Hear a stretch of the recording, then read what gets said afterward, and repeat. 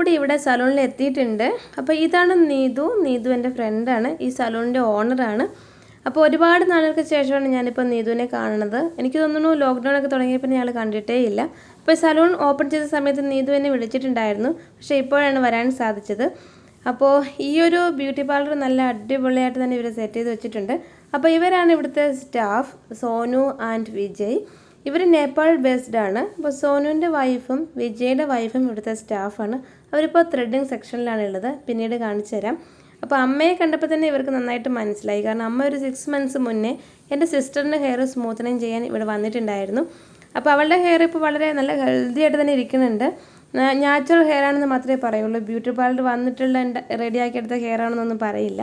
അപ്പോൾ അതുപോലെ തന്നെ എൻ്റെ ഹെയർ റെഡിയാക്കി തരാമെന്ന് പറഞ്ഞിട്ടുണ്ട്. അപ്പോൾ ഞാൻ ഈ സലൂൺ മുഴുവൻ ഒന്ന് കാണിച്ചു തരാം.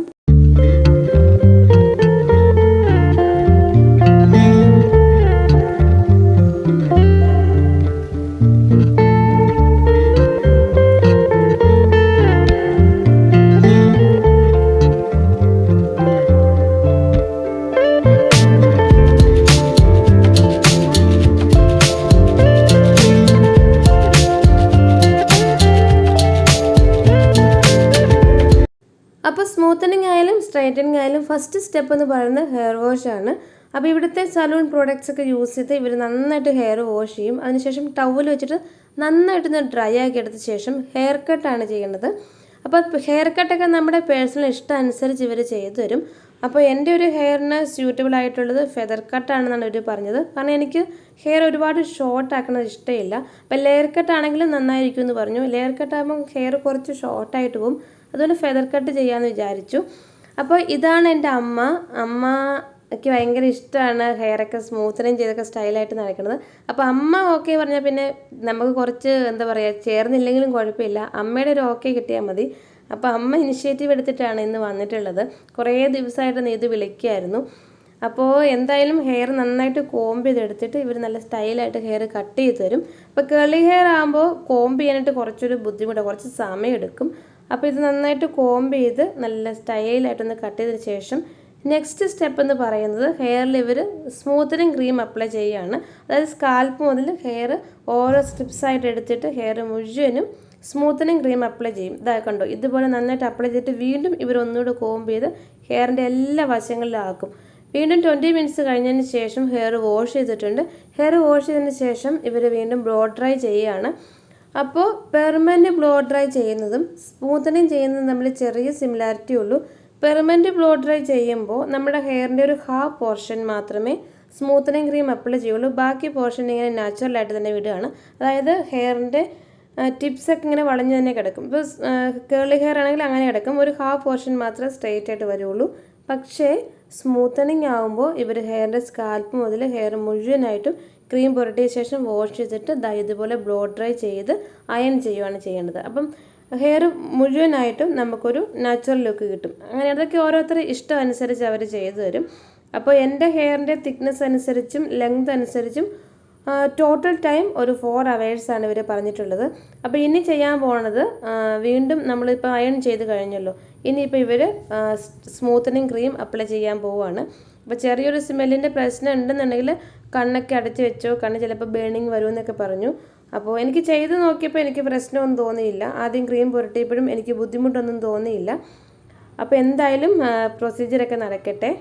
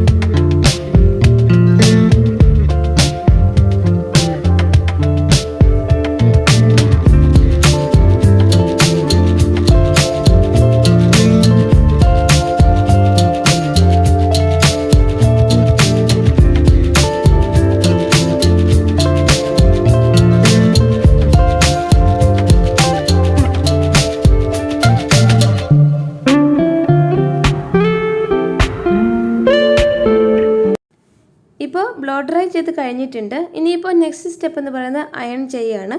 അപ്പോൾ ഇവർ നമ്മളോട് ചോദിക്കും, നിങ്ങൾക്ക് നന്നായിട്ട് സ്ട്രൈറ്റ് ഹെയർ വേണോ അതോ നാച്ചുറൽ ലുക്കാണോ വേണ്ടത്? അപ്പം നമ്മുടെ ഇഷ്ടം അനുസരിച്ചാണ് ഇവർ ചെയ്യുന്നത്. ഇപ്പോൾ നമ്മൾ ഈ ചെയ്തിട്ടുള്ള ലുക്ക് ആയിരിക്കില്ല കുറച്ചുകൂടെ കഴിയുമ്പോൾ നമ്മളിന്ന് ഹെയർ വാഷ് ചെയ്യുമ്പോൾ കുറച്ചുകൂടെ നാച്ചുറലായിട്ട് തന്നെ തോന്നും കേട്ടോ. അപ്പോൾ ഇത്രയും സ്ട്രൈറ്റ് ആയിട്ട് വരത്തില്ല. അപ്പോൾ എന്തായാലും ഇവർ അയൺ ചെയ്യട്ടെ. കുറച്ച് സമയം എടുക്കും അയൺ ചെയ്തെടുക്കാനായിട്ട്. അതിനുശേഷം നെക്സ്റ്റ് സ്റ്റെപ്പ് കാണിച്ചു തരാം.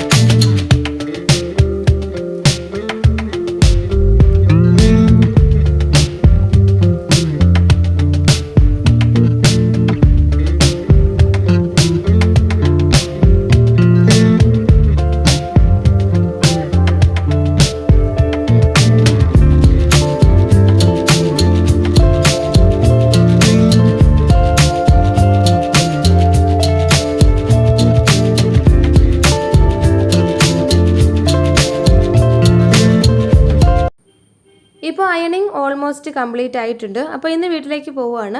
അപ്പോൾ പ്രത്യേകം ശ്രദ്ധിക്കണമെന്ന് പറഞ്ഞൊരു കാര്യം, ഹെയറിൽ ക്ലിപ്സ് യൂസ് ചെയ്യാൻ പാടില്ല, ബാൻഡ് യൂസ് ചെയ്യാൻ പാടില്ല, ഹെയർ ഇങ്ങനെ പോണിറ്റെയിലൊന്നും കെട്ടിവെക്കാൻ പാടില്ല. ഇപ്പോൾ ഹെയർ നമ്മുടെ ചെവിയുടെ മുകളിലായിട്ടല്ലേ കിടക്കണേ, അതിങ്ങനെ വളച്ച് വെക്കാനൊന്നും പാടില്ല, വളഞ്ഞു പോകുമെന്നാണ് പറഞ്ഞിട്ടുള്ളത്. ഹെയർ അങ്ങനെ ഫ്രീ ആയിട്ട് വിടാൻ പറഞ്ഞിട്ടുണ്ട്. അപ്പോൾ ഇനി 3rd ഡേ ആണ് സലൂണിലേക്ക് വരേണ്ടത്.